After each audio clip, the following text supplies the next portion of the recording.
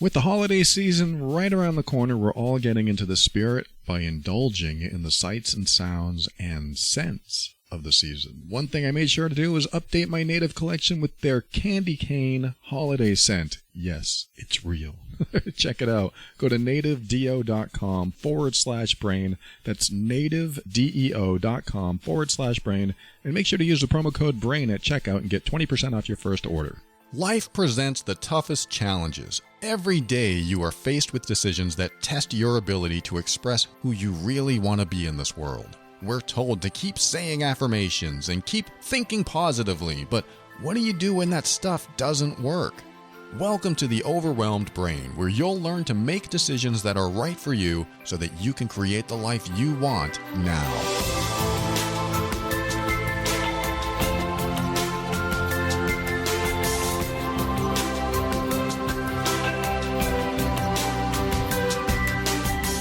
Welcome to the show. My name is Paul Coliani, and I am here to help you increase your emotional intelligence so that you can avoid dysfunction, handle toxic situations with grace and ease, and show up as your authentic self. Everything I talk about in this show is my personal opinion and is meant for informational and educational purposes only.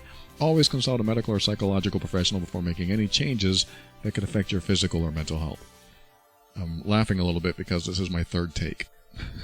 So bear with me as I try to get the intro to this show that I should have memorized out of my mouth. And thank you for your patience and your tolerance.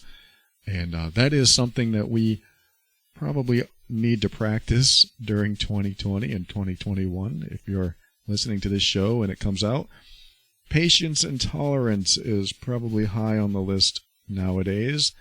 But there's so much more that we need to practice as well as we near the end of the year and into the next year with new changes.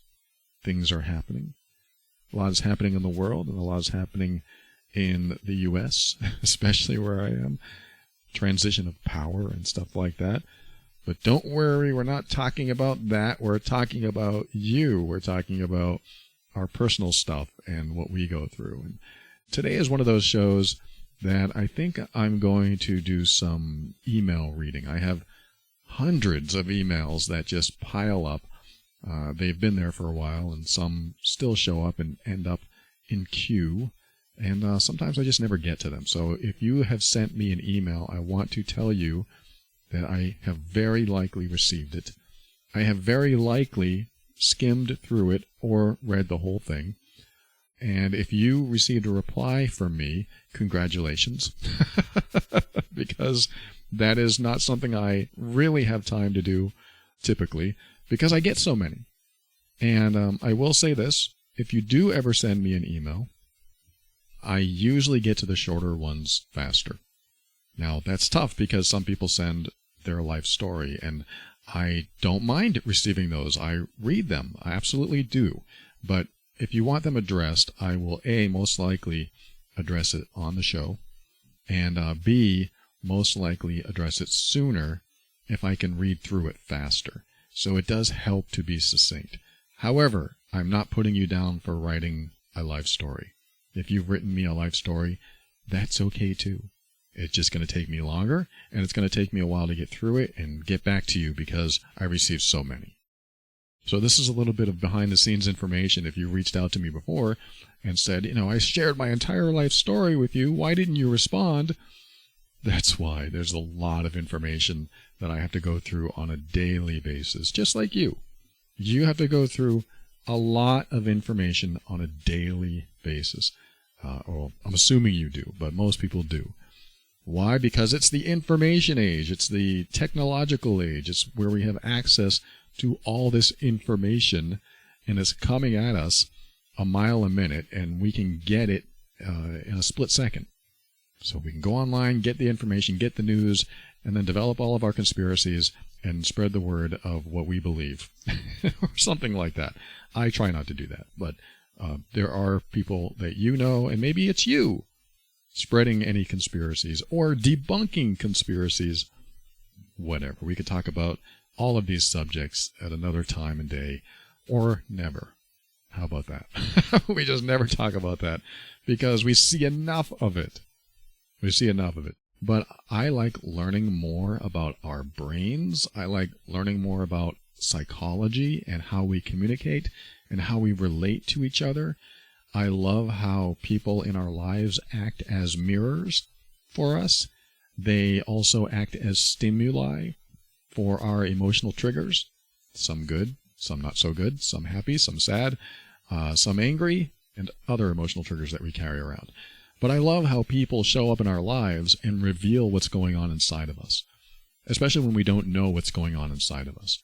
So it's nice to have these mirrors in our life so that we can gauge what's happening inside of ourselves, if you don't already know.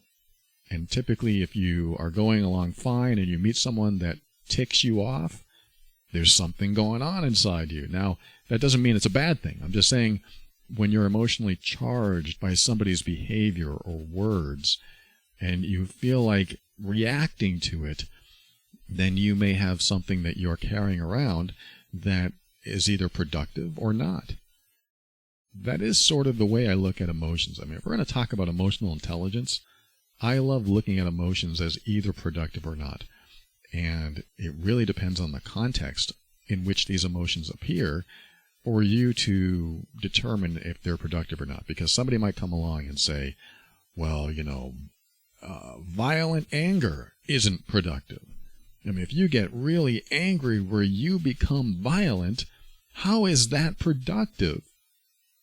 I could probably come up with an example. If it took a violent anger for me to rescue a child being held at gunpoint by some crazy person, and I was able to rescue that child, I would say that my violent anger was productive.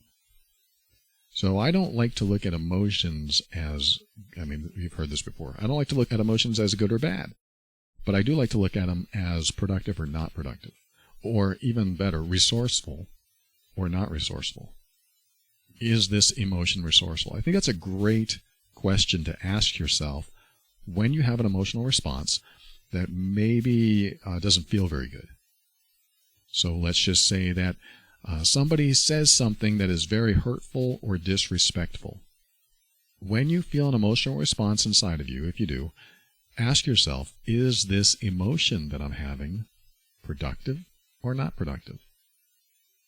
Is it resourceful or not resourceful? Somebody disrespects you and you go, oh, that son of a, I can't believe that person disrespected me. I am so angry. Is anger productive? Well, yes. In general, anger can be productive. I just gave an example that in certain contexts, it is productive. So what I'm going to do is ask myself, is anger productive right now? Because if it's not, what is building up inside of you that you're holding on to, that you're carrying with you? So you get angry.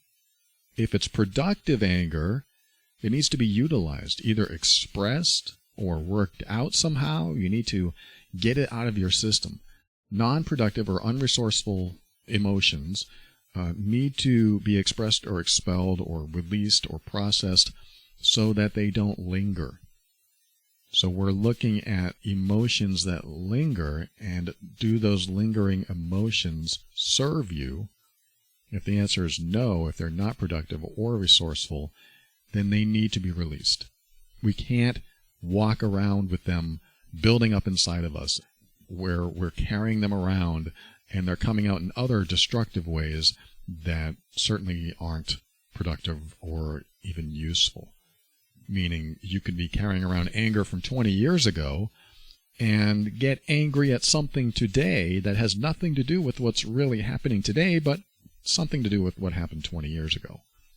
So if you're carrying around unproductive or non-productive or unresourceful emotions that don't serve you, it comes out in other ways, which is why it's important they are expressed or processed, released.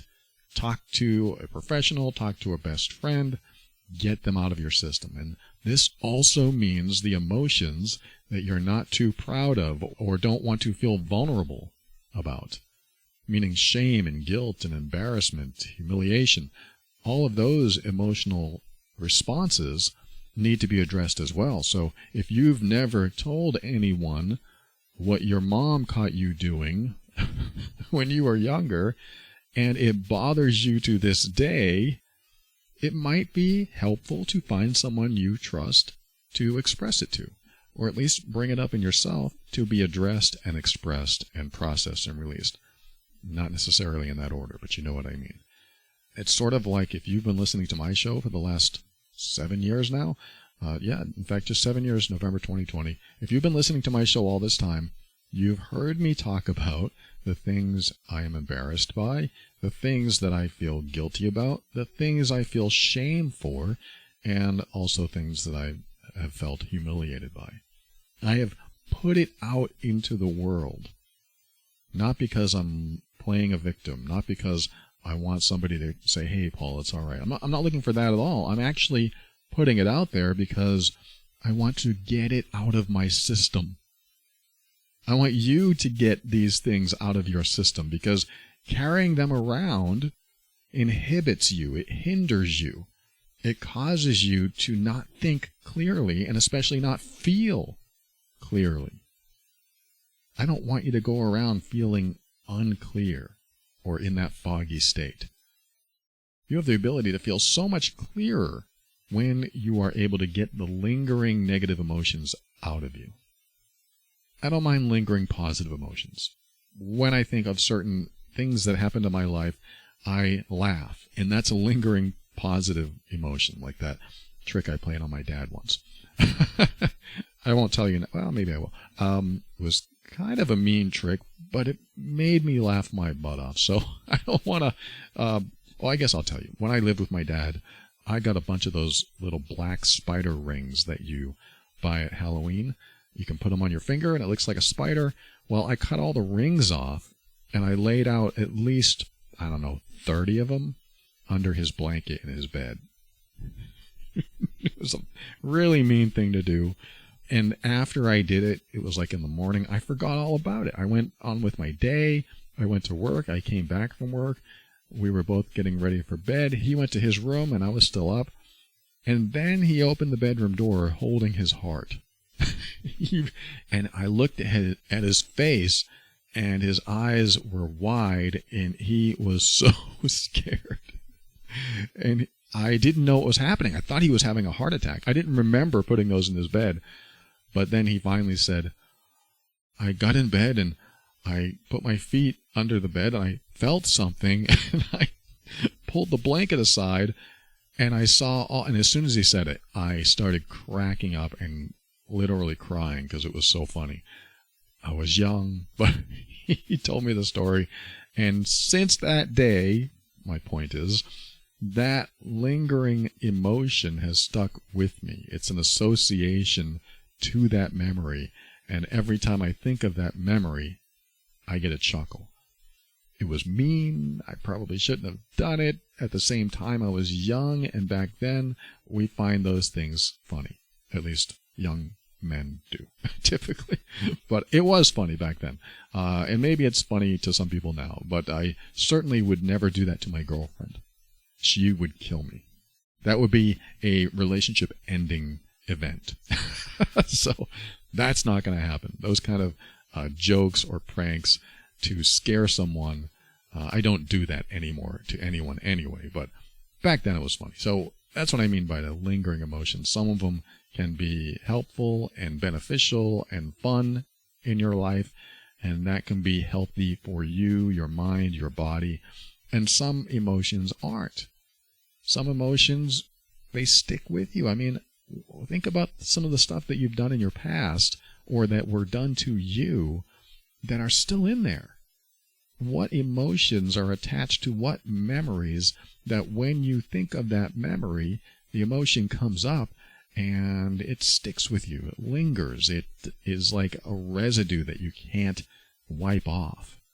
So this is why it's important to process and maybe express them to someone or go through them yourself. Listen to episodes of my show where I talk about drilling down into the emotions and finding the origin of the emotion and going beyond the origin and digging even deeper and asking you what's worse than that, and how about what emotions were you feeling before that. There are all kinds of episodes where I talk about drilling down into the emotions. And one of the episodes is stupid questions that lead to healing. So if you're looking for an episode like that, head over to theoverwhelmedbrain.com, type in stupid questions, and you'll see an article come up. It might be an episode, but I did write an article on that too, but you'll find that, and that'll help you with any lingering emotions.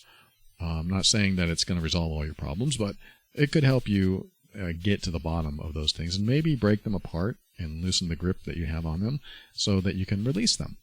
That's kind of nice, not going around with these negative emotions. And this is why during the 7 years I've done this show, I've expressed these events in my life and these lingering feelings and emotions that I've had to get them out of my system.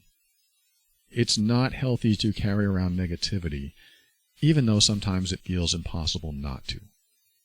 I understand that. I understand that there have been maybe some major traumatic events that have happened in your life that when you think about it, you feel something about it. But ask yourself, is this resourceful?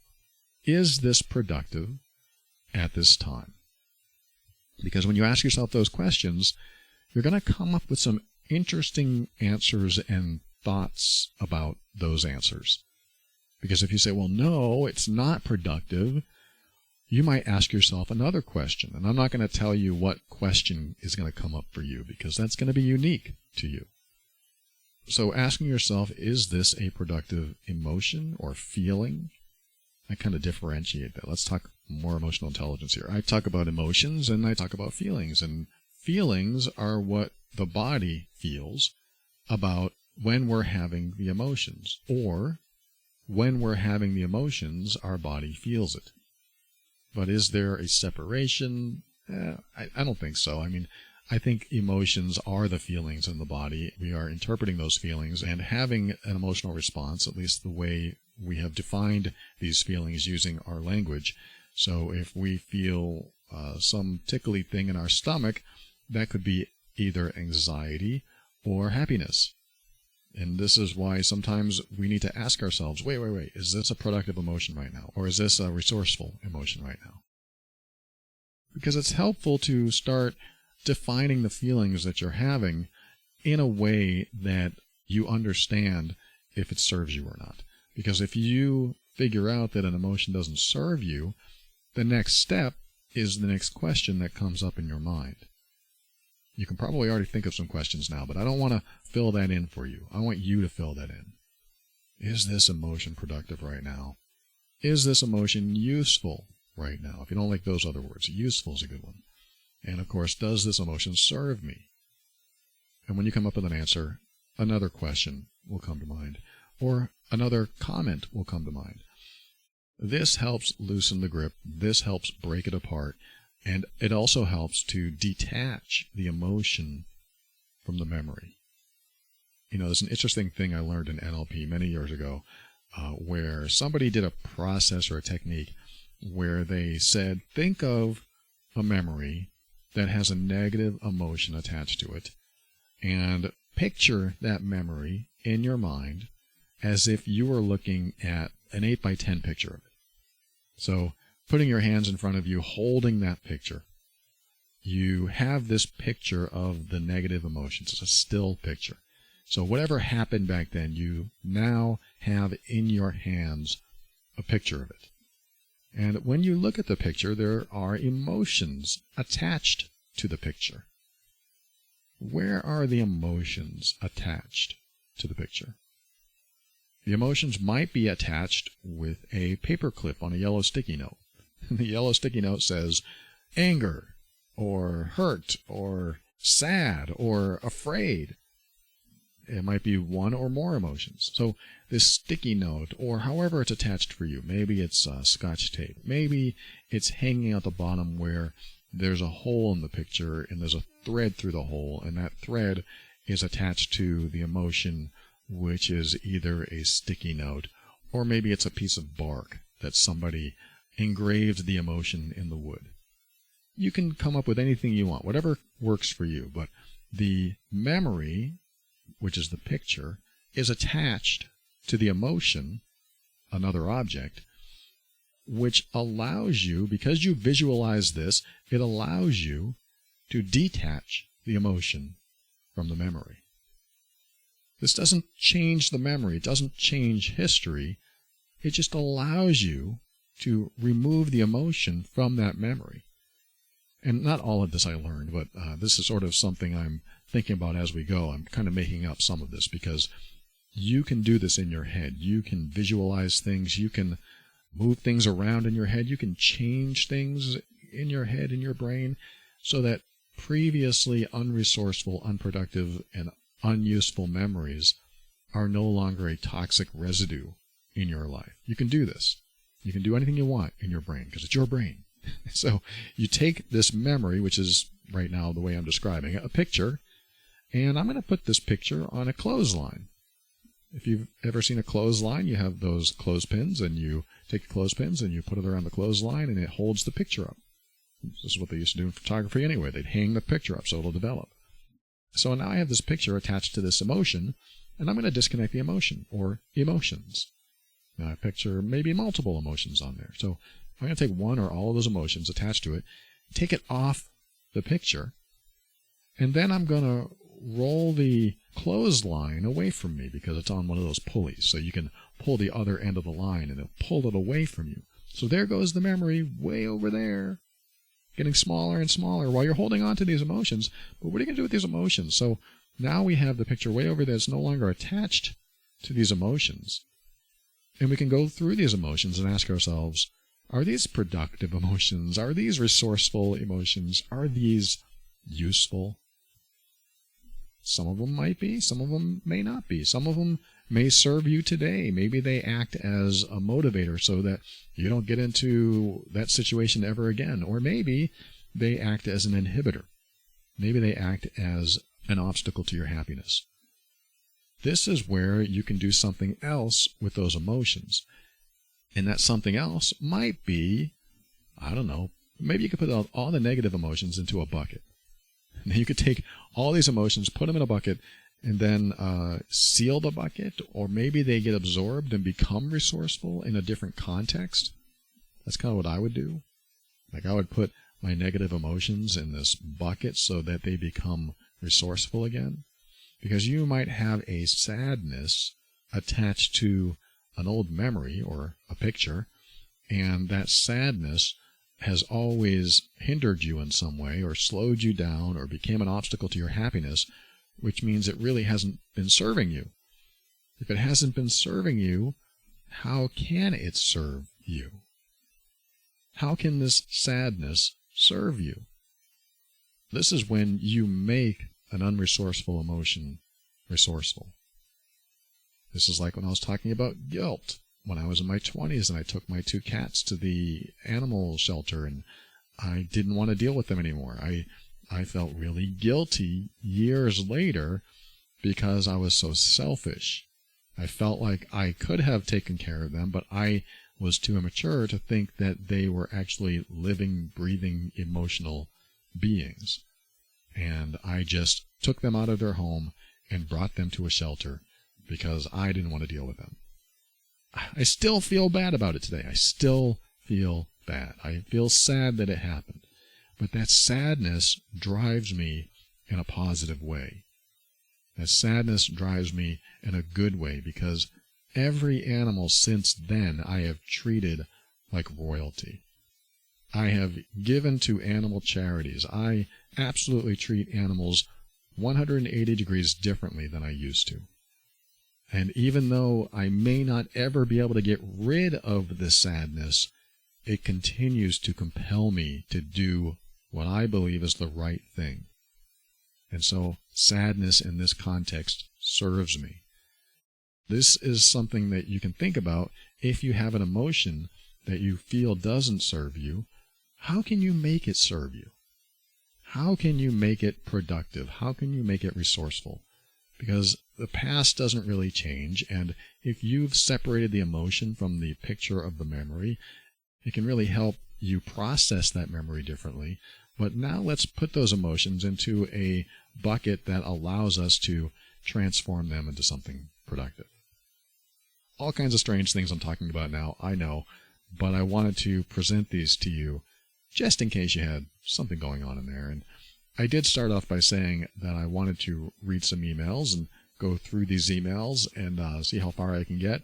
I may only get to 2 or 3 of them, but when we come back, I'm going to do that. I'm going to read you a couple of emails and give you some variety today, and we'll see where we can go with them. And I hope I have the ultimate solution for everyone. That will be a trick. We'll see. Be right back after this.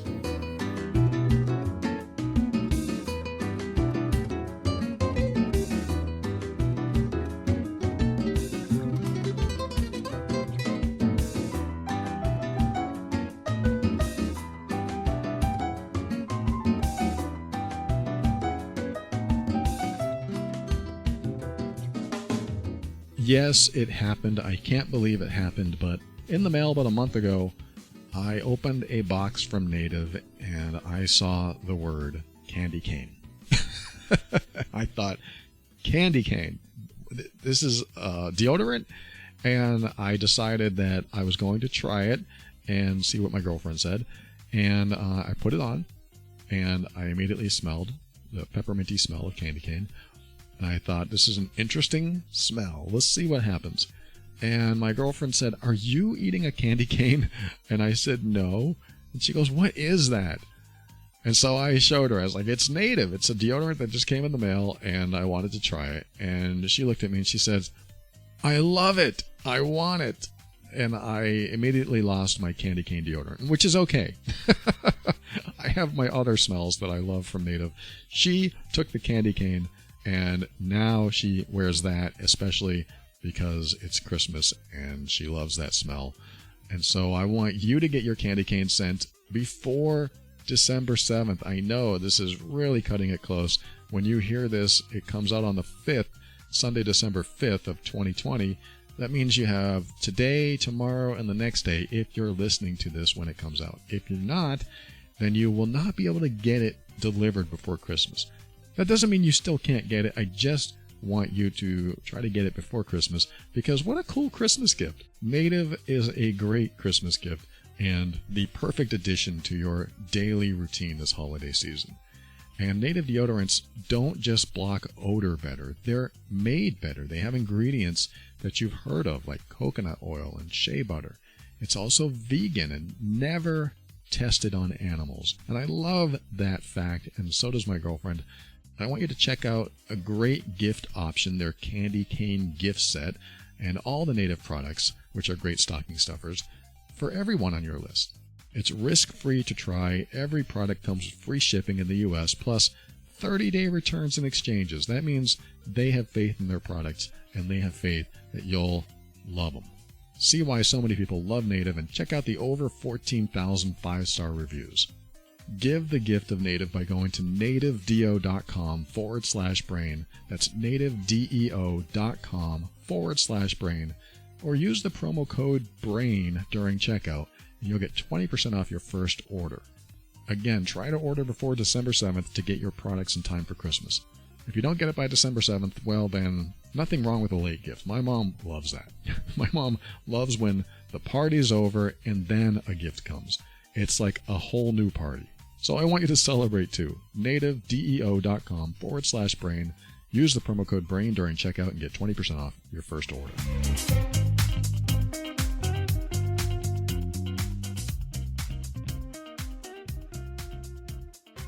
All right, let's see if we can go through a lightning round of emails. I have not organized these in any fashion, so we're going to get a variety here. This first one talks about jealousy in her relationship. She says, "My boyfriend dated a girl for years before I came along, and they've been apart for about 4 years, and we've been together for almost a year. They clearly have a lot of history together. They live together, moved to a new city together. She's a very pretty girl, at least in the photos, and it seems to have her life together, and as far as I know, brought a lot to the table. And I'm also pretty, although I don't usually feel that way, and I have a lot going on, and I share a lot of hobbies with my boyfriend. I'm struggling with jealousy of his past with this person, and I'm trying to measure up to the idea that I've created in my head of how they were together. He's reassured me that everything wasn't perfect with her. They had plenty of issues that we don't have, but we also have issues that they didn't have. And even though he assures me every day that he loves me and that I am what he wants, I feel like I don't always measure up to what he wants or needs in a relationship. I'm worried that she's prettier, more fun, exciting, etc. How do I stop comparing our relationship to his past relationship? I know a little bit about it, but I've created so many ideas in my head about how they were, and I keep comparing everything to those ideas. Thank you so much. You are amazing. Feel free to use my name if it's easier than coming up with a new one. No, I'm not going to use your name. I want to keep everyone anonymous here, and I thank you for sharing this. I did do a couple episodes on jealousy. I highly recommend you listen to those episodes at theoverwhelmedbrain.com. In the search field, just type in the word jealous, and you'll see articles and episodes that I've come out with. Definitely give those a listen.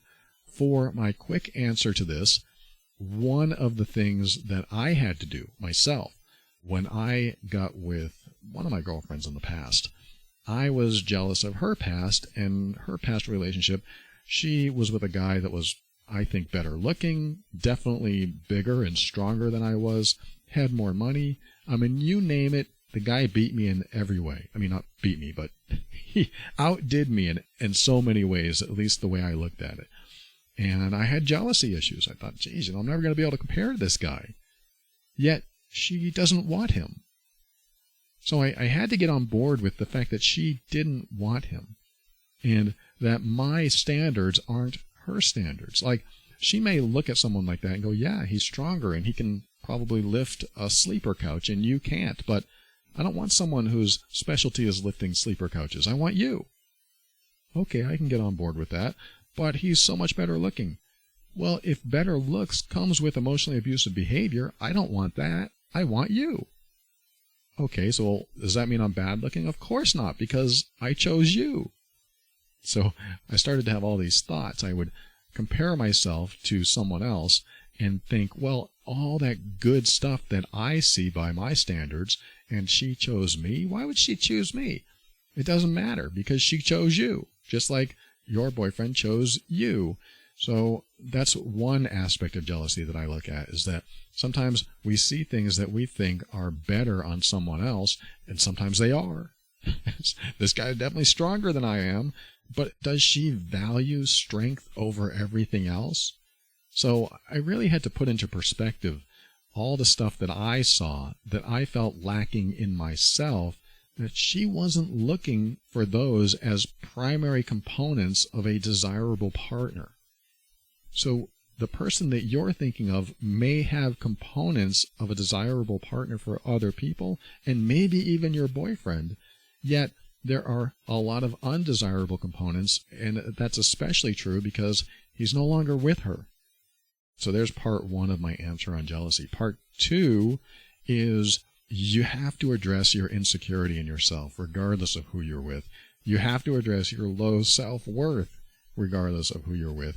Because if you don't own who you are, every imperfection, every little piece of you that you think could be better, your personality, your body, your health, your amount of money, or whatever you feel insecure about or feel that you are lacking in, you need to turn that around and own who you are. You need to own it. You need to say, yeah, that's me. All 20 pounds overweight or 120 pounds overweight. That's me. That's what you get. If you don't like it, then you're with the wrong person. And when you start doing this and owning this stuff, it starts to become a non-issue. These are the quick answers. We can dive into this stuff, but I dive into this stuff in the jealousy episode, so go there. But I'm giving you this quick answer. You need to own the weakest parts of you, the most lacking parts of you, the ugliest parts of you, the unhealthiest parts of you, whatever it is. You need to own it all.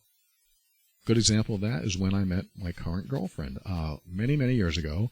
It was after my divorce, and I was on an online dating site, and after about a month, I decided, what the heck am I doing? I just got divorced. Why do I want to date so quick? I don't even know what it's like to be single. I've never been really single and wanted to be single ever in my life. So I decided that I was going to let my subscription run out the next day, which was like a 30-day period, and cancel online dating. But the day before I did that, my current girlfriend reaches out and says hi. And so I thought, you know what? I'm going to show up as completely authentic and show her that I am no prize, and this is what's going on in my life, and this is who I am. So I wrote back and said, hey, I know this is a dating site, but I've decided that I'm not going to date. It's too soon. I'm still healing from my divorce. I was kind of a jerk. I don't have much money. In fact, I have a business that's failing. And because I'm no longer married, I moved 3,000 miles from the other coast to live with my mom in her basement. So if you want to talk, we can. But this is who I am. This is where I'm at. And if you don't want to talk, that's great. This is a dating site. You're looking for someone to date. I'm not going to date. I'm going to stay single, and this is just the way it is. So great to meet you, and I understand that you probably don't want to write back. I sent that out. I sent that out knowing she would never respond to that. Well, this is a dating site. I don't want to date someone that doesn't even have it all together.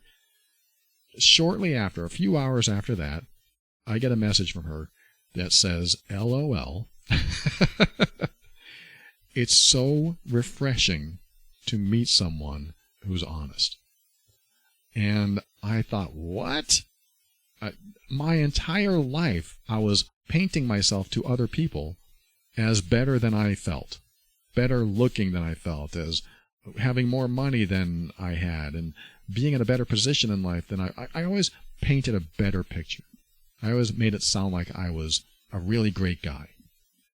I finally accepted where I was in life, and that I was no longer going to just tell someone what I believed they wanted to hear, and I was just going to tell them the truth. This is who I am, and this is what's happening to me, and I owned it. And I wrote that to her, and she wrote back, LOL, it's so refreshing to meet someone honest. And then she told me about herself. And I thought, is she just sending me a pity email here? I don't know. So we ended up writing back and forth and getting to know each other with no false pretenses. And I didn't have to be anyone but myself. My point is, I owned it. I owned who I was. So if you know you have your flaws and you have to work on these flaws, then just own those flaws. Own everything about you. Own all the good and the bad. Because a lot of people aren't going to do that. The person that you're talking about, his ex-girlfriend, she's going to have her flaws. She's going to have her imperfections. She may be nice in this area and terrible in this other area. She may have a pretty face and an ugly personality. And if all you're looking at is the face, you're going to miss the personality. And this is dangerous. We don't want to do that. So jealousy is a tough one to get through. It usually happens when you're younger, teens and 20s, sometimes 30s. So if you are young, then as you grow up and you date more people and you become more certain and comfortable in your own skin, the jealousy goes away. I promise. Unless you have some severe insecurity and self-worth issues, then you have to work on that stuff. You have to work on it anyway, but I hope this information helps you and this leads you in a new direction. You do have some episodes to listen to on jealousy, so check those out. Thank you for writing that. I'm going to get to the next email here. Again, lightning round. Let's do this. Let's see. This is a relationship question. I mean, the last one was too, but it was on jealousy. This one is about second chances or third chances. Person says, I'm in my late 20s and I know I'm a victim of emotional abuse, and the person that she's talking about had drunken rages, punching walls, yelling in my face. But about 4 months ago, I had a moment of an enlightenment, probably from you, she says, and said to my husband, stop this or I'm done. Things improved for a few weeks. He exhibited more drunken bad behavior once or twice thereafter, but then he quit drinking. And after a week or so without drinking, things got much better.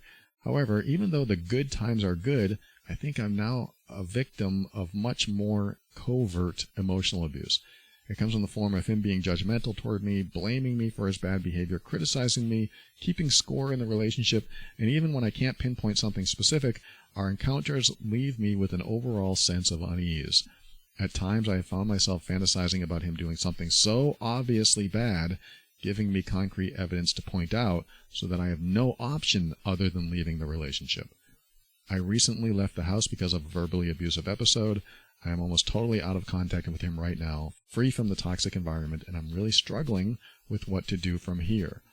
My question to you is this: is a third chance worth considering? In other words, is there hope for his recovery and I just need to give him patience? Is there a reason to keep exhausting efforts, or is it time to cut losses and say, see ya? Thank you for all you do and for those of us who are lost. Thank you. Thank you for sharing this. I know you're in a challenging situation here. When you love someone and they do bad behavior, it is very, very difficult to know what to do. I always use the philosophy of the 50% rule in relationships. I don't know if I made this up or not, but if you are happy more than 50% of the time in your relationship, then you're on the good side, where the relationship you could probably handle and get through it okay, and maybe things are great. But if you are unhappy more than 50% of the time, then the relationship isn't going to work out. I mean, I say that knowing that I could be wrong, but you have to kind of set some standards for yourself and look at these rules and make some boundaries so that you can guide yourself in the right direction. If you can say, I am unhappy more than 50% of the time in this relationship, then no, a third chance isn't going to work.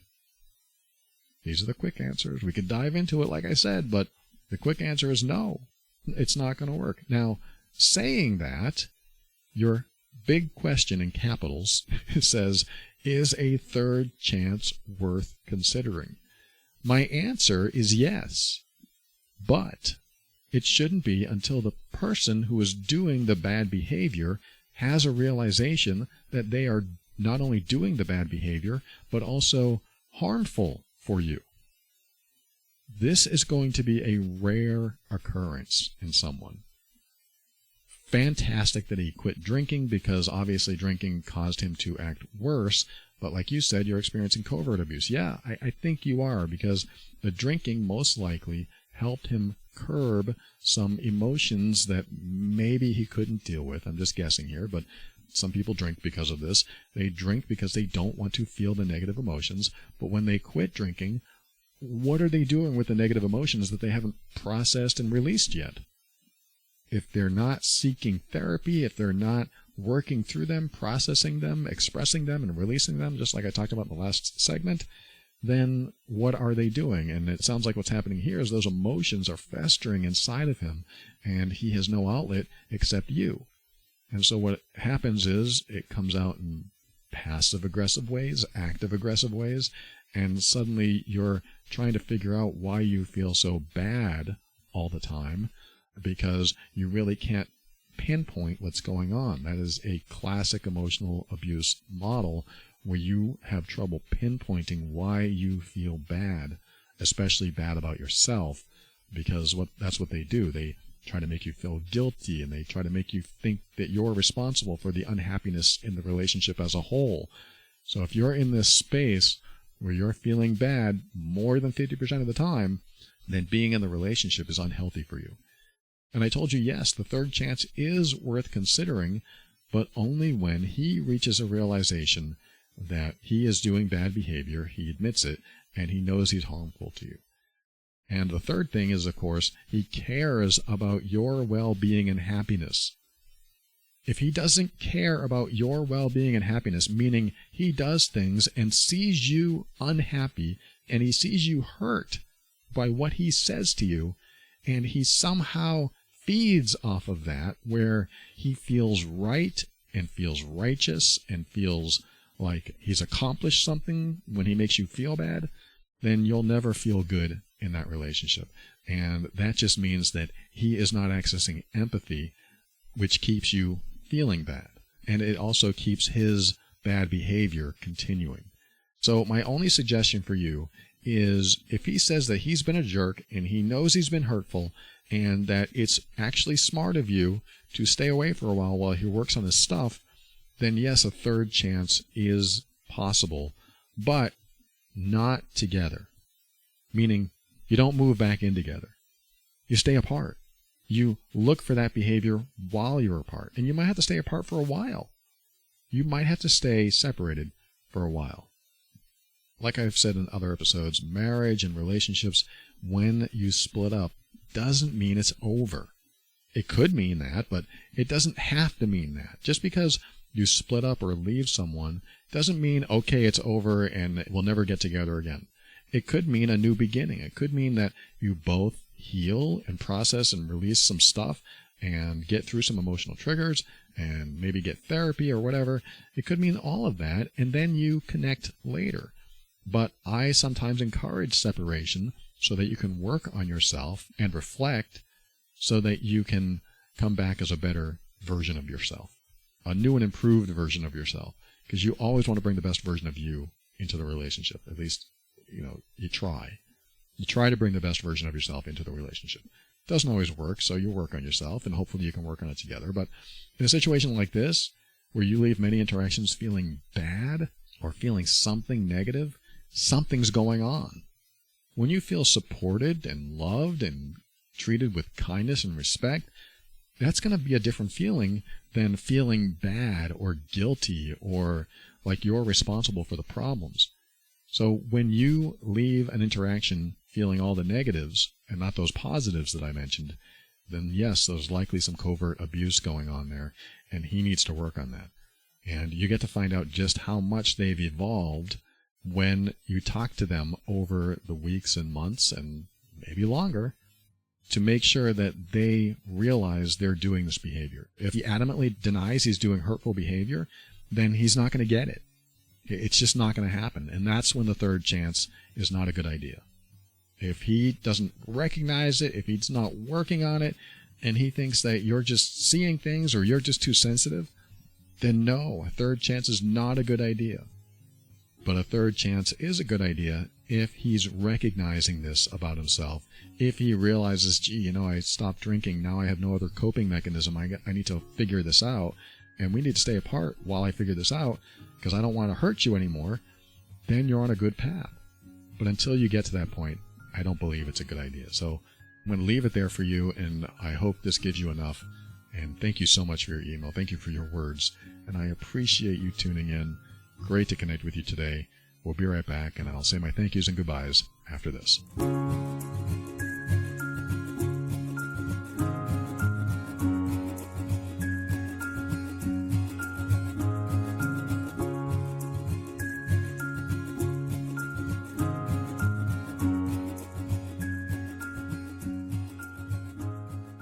Thank you for listening to another episode of The Overwhelmed Brain. I want to remind you to head over to nativedeo.com. That's nativedeo.com/brain and use the promo code BRAIN to get 20% off your first order. You can smell like peppermint today. Of course, they have other scents too. And I want to thank the patrons of the week. These are the financial backers of the show. They join the patron program or donate to the show financially, and I am so appreciative of the following people this week: Victoria, Tracy, Andrea, Crystal, Christy, Callie. Okay, too many K's and too many CH's and too many things that sound like Chris, Christy, and Crystal. I gotta start separating you into different weeks, but actually it makes me laugh, so maybe I'm going to keep it just the way it is. I am grateful for all of you. Thank you so much for joining the patron program and offering your financial support every month. And every week I read existing and new patron members that join over at moretob.com. If you find value in this show and you want to give back, you can head over to moretob.com and you'll have an option to give a one-time donation or a monthly donation, and you can join the patron program over there, which is basically just about 100 episodes I've done that you've never heard unless you're in the program. And I've done a lot of workbooks and worksheets over there, and I offer discounts on my products, and you even get a video archive, all kinds of things. So if you give to the show, I try to give back over at moretob.com. Thank you, patron members, all of you. I am so grateful for you.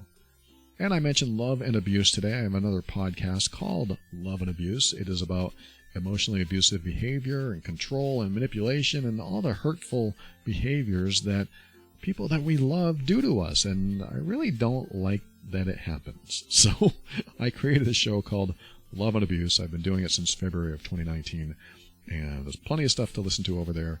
If you don't know what emotional abuse is, it is a good idea to get familiar with it, because sometimes people do it and they don't even know they're doing it. Sometimes you do it and you don't know you're doing it.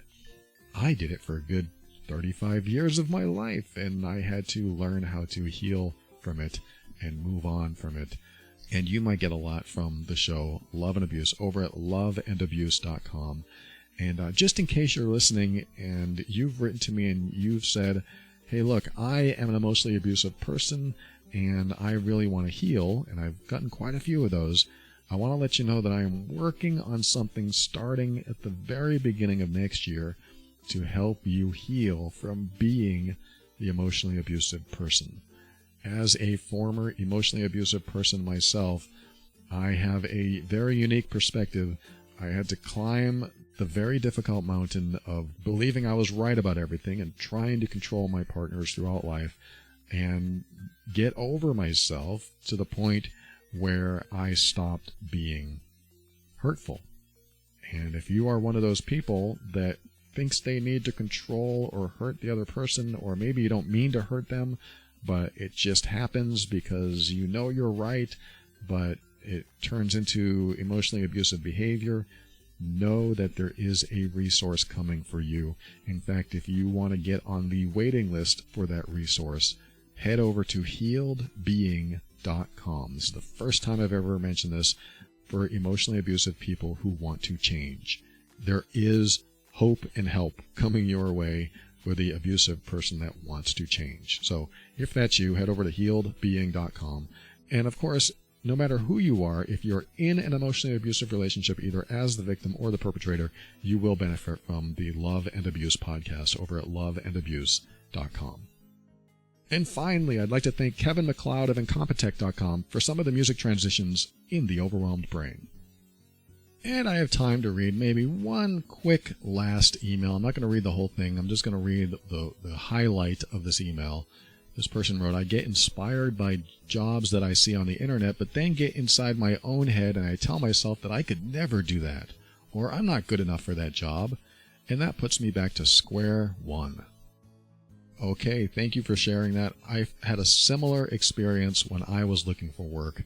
And of course, you know, we're in the middle of COVID right now, and it's a lot of people out of work, and this is a much different environment for looking for work. So a lot of people are saying, I don't care if I'm not good enough for that job, I've got to apply anyway. So that's a healthy way to look at it. You could look at all jobs being scarce, and you've got to apply for all of them because you need the work.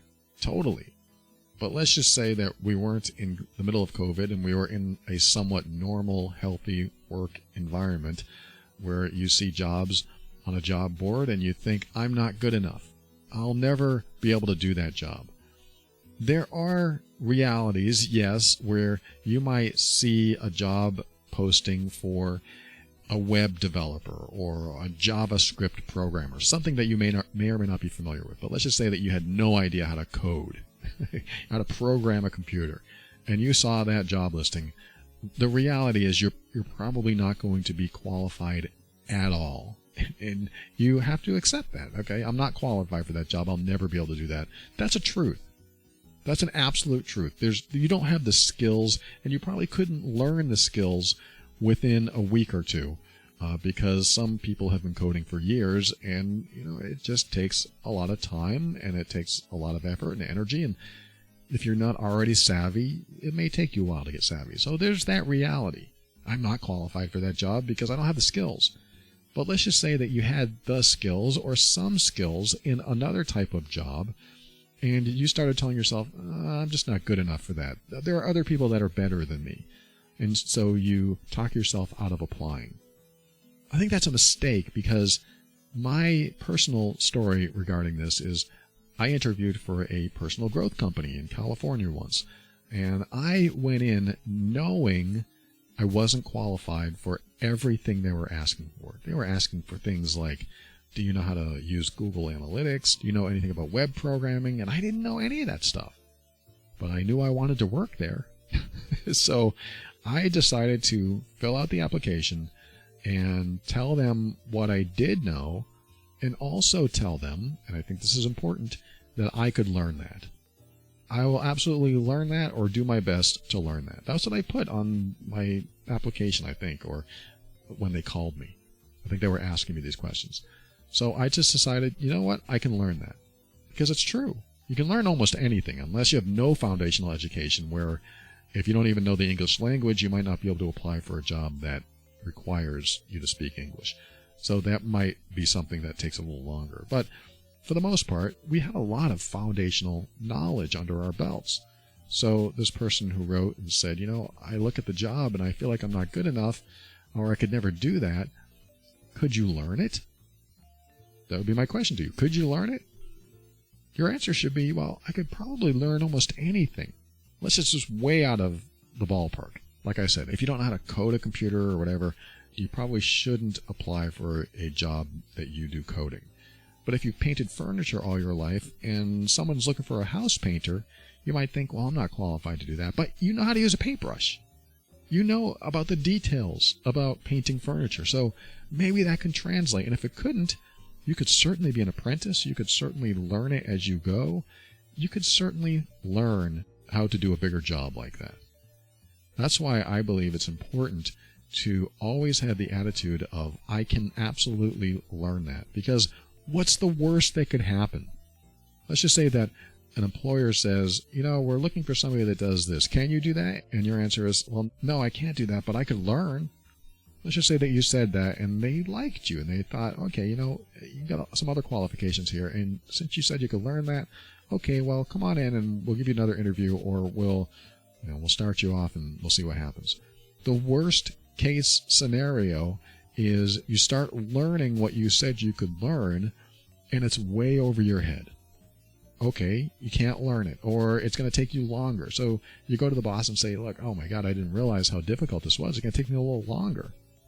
Okay, so that's something that the boss could say, well, we need you to learn it faster and it's not going to work out, so see ya. Or they say, well, that's okay, take as much time as you need because you're doing this other stuff and that's what we need more of anyway. That's the worst case scenario. That's not bad at all. I really like those odds. You can either go in there and try or don't go at all. But if you don't go at all, you'll never have a chance because you're insecure about maybe not being able to do it. But really, it sounds like there's a fear of rejection here or a fear of letting someone down.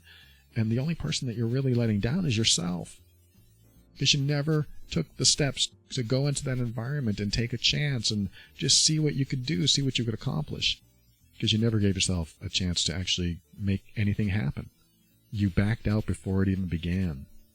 And this is where we're harmful to ourselves because we never give ourselves a chance to try and see what happens. This is a big difference between people who succeed in life and some people who take a lot longer to succeed. I'm not saying you're going to fail, but you could. You could absolutely fail if you don't try because you never have a chance. Giving yourself a chance gives you an opportunity to succeed. And then you persist until you realize you can't.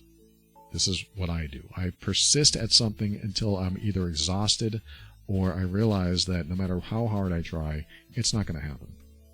But at least I tried. Remember, there is no do, only try. Yes, I know I have it backwards. I know it. But I really believe in trying because some people don't even take that step. They don't make the call. They don't send the email. They don't walk in the door. They don't even take the first step. And when you're doing that, you're doing nothing. And I'd rather have you do something, one step toward trying to do something instead of doing nothing at all. So this is my advice to you. The person who wrote said, I can't get out of my own head. I always tell myself I can't do that or I'm not good enough. And then I never do anything about it. I say, do something about it. Walk in knowing that you don't know everything and tell them, I don't know everything. I don't know how to do that, but I will learn. And I will try as hard as I possibly can. Because you never know. When I interviewed for that personal growth company, there was one other person that was highly qualified, had more skills, knew Google Analytics, knew all of this stuff that I didn't know anything about. And they chose me. And I thought, why did they choose me? That's interesting. And the only thing I could guess was that they liked me more. And when I asked, that's exactly what they said. We liked you more. And that really changed my perspective because I've learned that people just want to work with people that they like and get along with. Yes, you could have skills, and maybe the person with more skills will get hired, but I knew that I could learn anything I put my mind to, and I was willing to take the chance, and they were willing to take the chance on me. And it all worked out, and I eventually quit, and I've talked about that on other shows. But my point is, you'll never find out and never get what you want if you don't try. And of course, I don't really mean there is no do, only try, because if you do what I'm saying to do, you're going to accomplish a lot more, because that's how you learn. And the best education comes from outside of your head. So if you really want to learn what steps to take, you have to get out of your head and take the steps and find out what happens. And if you still have any trepidation, all I ask you to do is keep an open mind so that you can step into your power. This is what helps you create the life you want. Always take steps to grow and evolve. You are powerful beyond measure. And above all, and this is something I absolutely know to be true about you, you are amazing.